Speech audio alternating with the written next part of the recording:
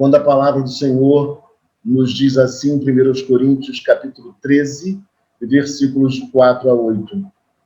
O amor é paciente e benigno. O amor não arde em ciúmes, não se ufana, não se ensoberbece, não se conduz inconvenientemente, não procura os seus interesses, não se exaspera, não se ressente do mal, não se alegra com a justiça, mas regozija-se com a verdade.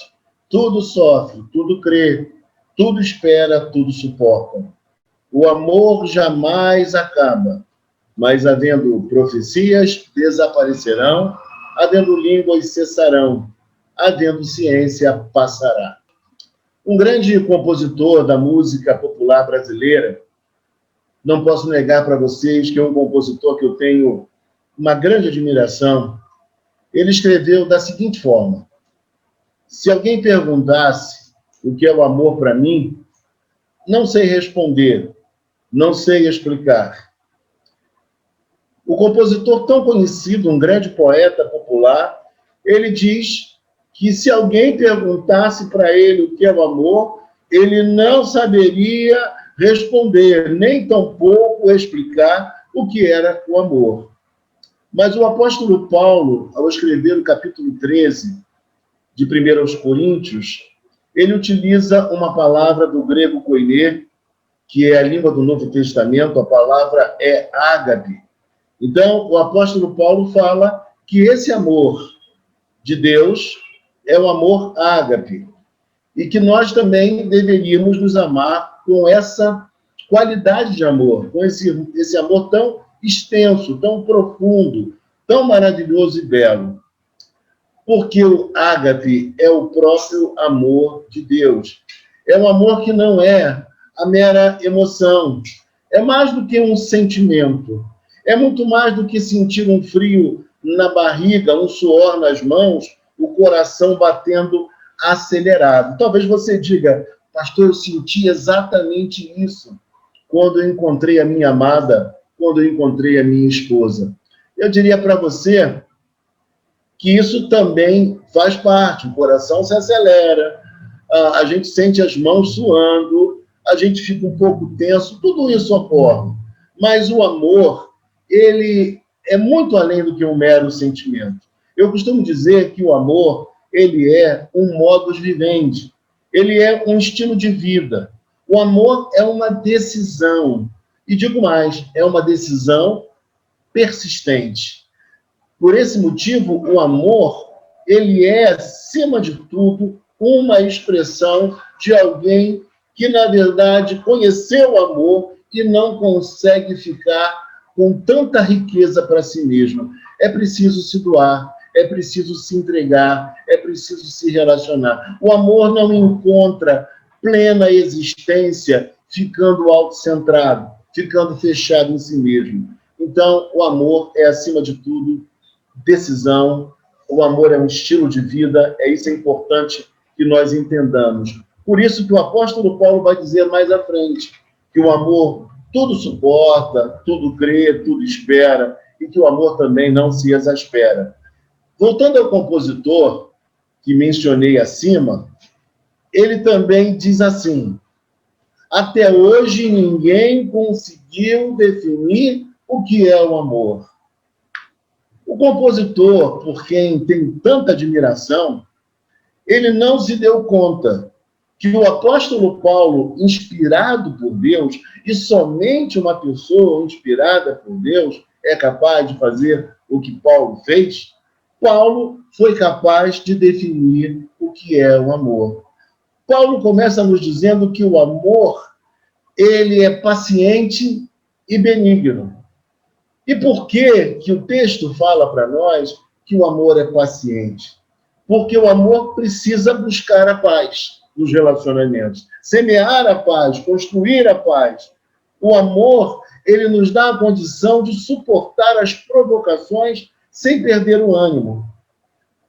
Ah, meus irmãos amados, ainda que o outro queira brigar, ainda que o outro não esteja num dia muito feliz, aquele que ama, ele é um semeador da paz. Ele se alegra com a paz. É alguém que vibra, que vive buscando a paz com o outro. E Paulo não para por aí, né? Paulo fala que o amor é paciente. E aí talvez fosse bom destacar ainda que numa relação, seja ela de amizade, seja também conjugal, se faz necessário que nós tenhamos paciência para viver bem, para entender o outro e para compreender o outro. Porque nem sempre é muito fácil fazê-lo. Mas o apóstolo Paulo diz mais. O apóstolo Paulo fala que o amor também, ele é benigno. Então, o amor é paciente e benigno. A benignidade, já expliquei em alguns momentos, ela está para além do mero desejo de que o outro vá bem. Isso seria tão somente a bondade. Mas a benignidade é uma disposição, é uma bondade, mas uma bondade ativa, em favor dos interesses do outro. E em dias como os nossos, como nós estamos precisando de gente assim, gente benigna, gente que torça por nós, gente que queira o nosso bem, profissionais dedicados, como nós temos visto, até mesmo na área da saúde, pessoas que dão a vida, que se entregam, pessoas que se colocam em risco porque amam, trabalham, exercem a sua vocação e amam. São pessoas com uma atitude benigna, que vibram com a recuperação de alguém que está sob seus cuidados.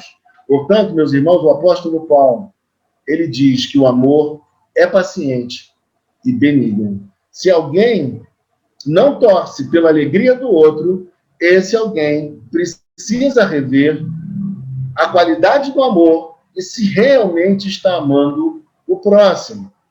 E depois de definir o que é o amor, Paulo também, ele vai nos dizer mais. Paulo vai dizer o que não é o amor.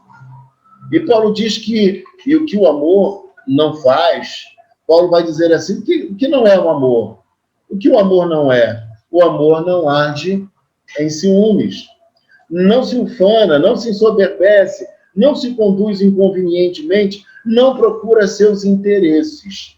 E aí eu começaria dizendo para você o seguinte: não se exaspera, não se ressente do mal, o amor não se alegra com a injustiça, mas regozija-se com a verdade. Aqui algumas coisas importantes. A primeira delas, o amor, ele não é ciumento.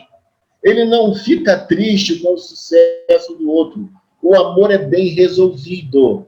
Aqui, a ideia talvez não seja bem aquela ideia que vem à nossa mente de um marido ciumento, que tem ciúme de perder a mulher, ou que a mulher se encante por outro, ou alguma coisa que o valha.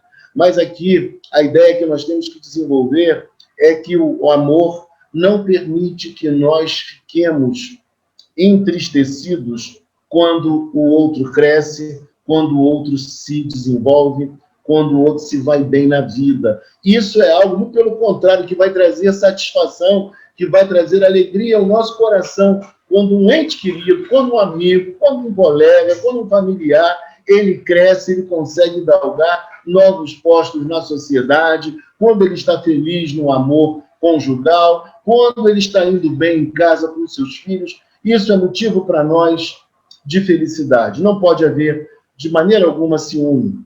E Paulo fala tudo isso dentro do contexto da igreja de Corinto. Você deve lembrar, é uma igreja com muitos dons, mas uma igreja que tinha uma necessidade de vivenciar o amor. Tanto que Paulo percebe que a grande carência daquela igreja, o remédio para aquela igreja era justamente o amor. O amor não é ciumento. Não fica com ciúme quando chega alguém na igreja, por exemplo, e começa a trabalhar, se destacar e ganhar a simpatia das pessoas. Muito pelo contrário, o amor vai fazer com que a gente apoie essa pessoa, anime para que ela se desenvolva e contribua com seus dons para a comunidade. Então, o amor não é ciumento. E isso era importante que aqueles irmãos de Corinto soubessem. E mais, vai muito além disso. O amor, ele fomenta o crescimento do outro. Ele serve de apoio, ele é esteio e fundamento para o outro crescer. Isso é sensacional. isso é esplendoroso, a gente olhar para a vida, para as relações e perceber que nós estamos aqui para ajudar também no crescimento e no desenvolvimento dos nossos amados e dos nossos queridos. Depois eu diria para você ainda que o amor não se ufana nem se ensoberbece. O amor não se infla, não se acha superior ao outro, não vive desprezando o potencial alheio do outro, mas fixa-se em fazer a felicidade do outro. O amor, então, ele, na verdade, ele faz com que a gente tenha uma visão muito equilibrada sobre nós mesmos e um olhar generoso em relação àquele que está à nossa volta. E isso é importante que a gente fale. Essa qualidade de relacionamento precisa permear a nossa própria vida, precisa permear os nossos relacionamentos, tanto na família, como na igreja, como no local de trabalho também. E não procura os seus próprios interesses. O amor não é egoísta de forma alguma. O amor, como nós falamos no início, ele não é autocentrado. Ele fica extremamente feliz em propiciar a felicidade e o prazer do outro. É feliz em fazer o outro feliz. É feliz em ver o outro completo, o outro realizado, o outro feliz. Não é assim com a gente, meus irmãos? A felicidade que brota no nosso ser quando nós proporcionamos alegria e felicidade a uma pessoa amada? Quem tem filho, por exemplo, quando observa que o filho está feliz, que o filho está animado, a gente se esquece até de nós mesmos para poder realizar um sonho de um filho e vê-lo com aquele sorriso nos lábios, com aquela felicidade, com aquele encantamento. E é isso que a gente busca. A gente é capaz de abrir mão de algo para nós, para proporcionar felicidade a quem está do nosso lado. A vida realmente só faz sentido, principalmente para quem é cristão, se houver amor. Se vivermos esse amor no dia a dia. E é bom frisar que não existe amor teórico. Todo amor é essencialmente prático. E o texto ainda fala para nós, o amor não se exaspera. O amor não é colérico.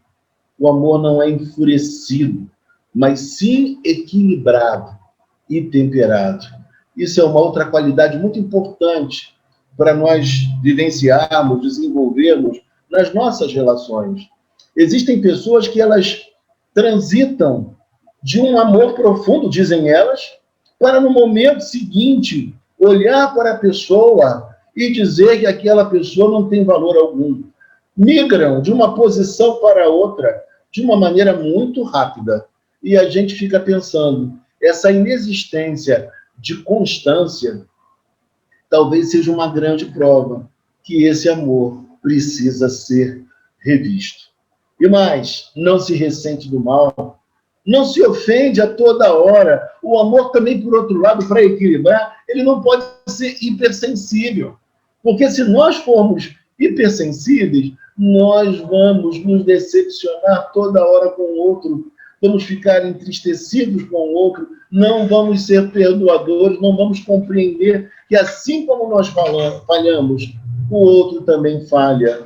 Então, é isso que é importante da gente pensar. O amor não se ressente do mal, ele de fato não pode ser jamais hipersensível, porque dentro das relações, sejam elas em qualquer esfera, dentro de uma corporação, dentro da igreja, na família, nós encontraremos momentos nos quais o outro vai nos ferir.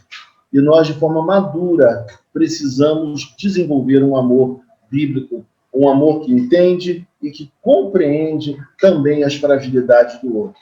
Depois o apóstolo ele vai nos dizer ainda o que o amor não faz. Ele diz que, ou melhor dizendo, ele vai nos dizer o que o amor faz.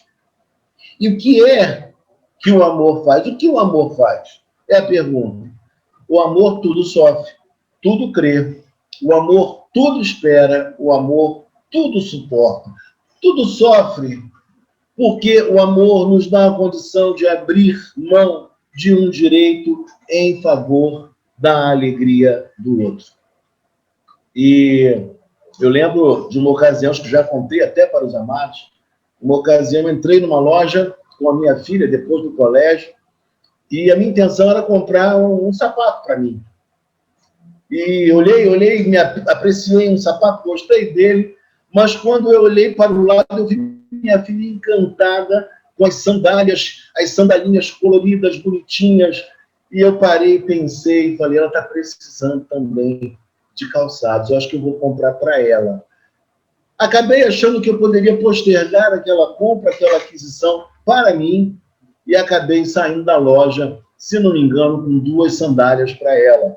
Então, a gente é capaz de abrir mão de um direito em favor da alegria do outro. Talvez você esteja, neste momento, pensando em algum instante na sua vida em que você, por amor a alguém, você foi capaz de abrir mão de algum direito seu para poder abençoar. E aí eu lembro de uma frase que eu gosto e que, por vezes, eu coloco lá na minha timeline.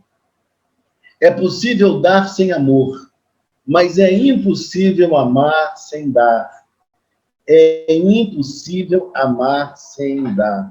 E quando eu olho para essa frase, que é de Richard Brownstein, eu fico pensando justamente nisso. Eu posso ser muito generoso, posso ser alguém desapegado e fazê-lo sem amor. Mas todo aquele que ama, ele é solidário. Todo aquele que ama, ele é capaz de dar, ele é capaz de abrir mão de alguma coisa porque ama. O amor nos leva a isso, o amor nos conduz a tal postura. E depois o texto diz, tudo crê. E eu fico pensando, por que tudo crê?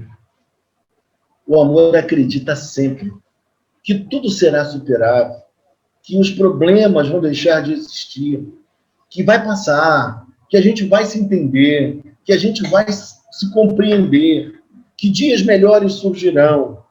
Quem ama, na verdade, ele crê, ele sempre acredita. Ele acredita, inclusive, no amor. Porque em dias como os nossos, muitas pessoas deixaram de acreditar no amor. Pessoas que foram machucadas, que foram traídas, que foram desprezadas, que foram esquecidas, que foram abandonadas.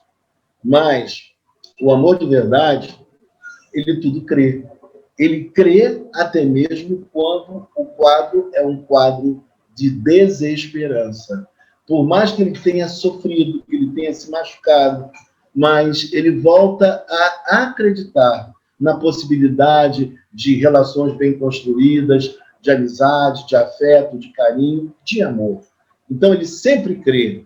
Quem ama de verdade não fica blindado para novas possibilidades que surgem para com a vida em relação ao outro. Não, de forma alguma. Você sempre estende a mão, você sempre anda a segunda milha, você acredita, porque viver sem amar para você que ama, é algo que não faz sentido.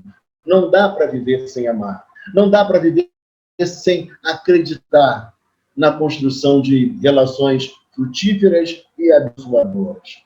Nem mesmo uma época como a nossa, uma época gélida, uma época, como diz Bauman, né, de relacionamentos líquidos, nem isso faz com que a gente se desencante com o outro e com o amor. Eu estou lembrando também aqui, para aqueles que são casados, tem uma outra frase que eu gosto muito, de um homem chamado Henry Smith. Ele dizia assim, o marido e a mulher são companheiros como 2 remos em um barco. O que ele quis mostrar para nós? Que deve haver cooperação mútua, que deve haver sincronia, que deve haver apoio, porque os 2 estão numa mesma empreitada. Não há lugar para machismo, não há lugar para feminismo, há lugar, sim, para complementariedade, que é um modelo bíblico. Quando você complementa a sua mulher e a mulher também te complementa. Quando ambos trabalham juntos para que a família vá bem, para que vocês 2 cresçam, se desenvolvam intelectualmente, profissionalmente, materialmente e até mesmo nas emoções. Ah, meus irmãos, isso é maravilhoso. Ele diz mais, tudo espera, Só que quando ele diz tudo espera, essa esperança não é uma esperança passiva. É uma esperança essencialmente ativa. Porque é assim a esperança bíblica. É uma esperança que nos leva a trabalhar de forma inteligente até realizarmos os nossos objetivos. É assim que se processa em nós essa espera. Essa espera não é uma espera passiva, mas ela é uma espera ativa. É esperança, é aquilo que te leva a trabalhar com muita fé, sabendo que aquilo que você está realizando agrada em primeiro lugar a Deus e em segundo lugar, obviamente, atende às necessidades acalentadas pelo outro ou pelos outros, caso seja alguma coisa comunitária, caso seja uma família grande. Então, isso é importante que se diga. Depois o texto fala para nós também, tudo suporta. E aí tem alguns textos bíblicos, que eu já falei até para os irmãos aqui, em que esse tudo suporta é interpretado de maneira diferente por gente muito boa, por grandes teólogos, pessoas muito capazes, que olham de uma forma, outros olham de outra, mas o que é importante dizer é que aqui a ideia, para mim, é uma ideia de que o amor fornece tanto a estabilidade quanto a consistência para que o outro floresça, para que a outra vida floresça, cresça e se desenvolva. Ou seja, o amor é, acima de tudo, um suporte para que o outro não seja sabotado, muito pelo contrário, mas para que o outro cresça e tenha as suas aptidões afloradas, suas competências desenvolvidas. O marido e a mulher, o colega, não deve nunca sentir também essa oposição, esse medo de que o outro se desenvolva e cresça. Ele precisa ser suporte. É assim num conselho de uma igreja, é assim entre pastores que trabalham conjuntamente, é assim entre marido e mulher. Nós devemos ser suporte um para o outro, estabilidade, base para o outro crescer. Mas eu diria, atendendo também aos outros intérpretes, que também há um quê no amor, nos relacionamentos, de um suportar, sim. Existe um quê de aturar. Porque nós somos pessoas, nossa complexidade, nós somos pessoas que possuímos em nós algumas instabilidades. O apóstolo Paulo vai falar a respeito da durabilidade do amor.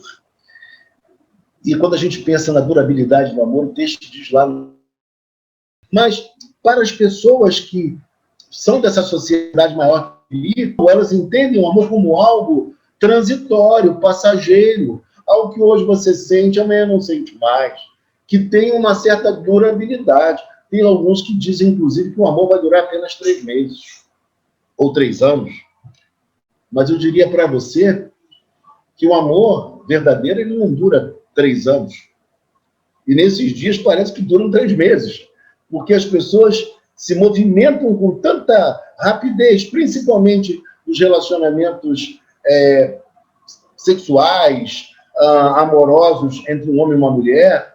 As pessoas rompem com muita facilidade os relacionamentos. E isso não é o correto, não é o conceito bíblico. Por isso, se faz necessário que nós expliquemos o que nós estamos falando quando falamos em relação ao amor. O amor, por exemplo, ele vai investir, ele vai perseverar, ele vai persistir. Ele não vai deletar o outro no primeiro dissabor, no primeiro problema, como nós temos visto por aí. Não é esse tipo de amor que alguém que se casou há 2 semanas com uma mulher é capaz de traí-la. Não é esse tipo de amor que nós nos referimos. Para o apóstolo Paulo, o amor é eterno. Seja ele desembocando na relação familiar, seja ele também entre amigos, não importa. O amor para o apóstolo Paulo, ele é essencialmente eterno. O futuro do amor é garantido. Finalmente, Paulo descreve aqui como o amor ele é duradouro. Numa fase em que as pessoas descartam tudo, onde tudo é visto como algo líquido, para o apóstolo Paulo, o amor continua sendo permanente, duradouro, o amor é eterno. Por isso ele diz que o amor jamais acaba. E eu sempre construo a seguinte ideia. Imagine a ideia do amor como um coração, que é a maneira como nós concebemos o símbolo do amor, né?